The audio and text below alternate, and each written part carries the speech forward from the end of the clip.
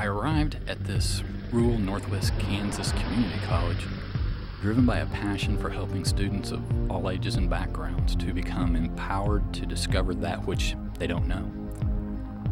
I've had many successes in my life that I attribute to me knowing how to do things because I'm well trained.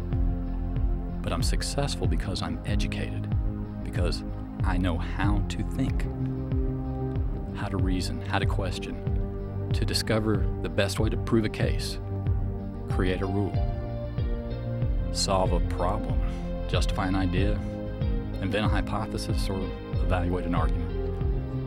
In other words, what is the best way to think? If you want to pursue reliable beliefs and useful knowledge, you must be educated. You need to be equipped with the tools to reason effectively. I've been teaching philosophy of thought and logic for about 9 years, and I get a variety of students coming through this class. Teachers, new and old, budding philosophers searching for ultimate truths, science students grappling with the nature of scientific proof, new parents weighing conflicting advice regarding child rearing, and occasionally concerned citizens trying to make up their mind about today's issues. The business of education, for whatever reason, has moved more toward training students for specific jobs. This concerns me. This concerns me because the jobs of today are not the jobs that existed 10 years ago and won't be the jobs available 10 years from now. To be viable in the future workforce, it's important that you are educated, that you know how to think, how to develop a thought process that cuts through deception and faulty reasoning and gets closer to the essence of a matter.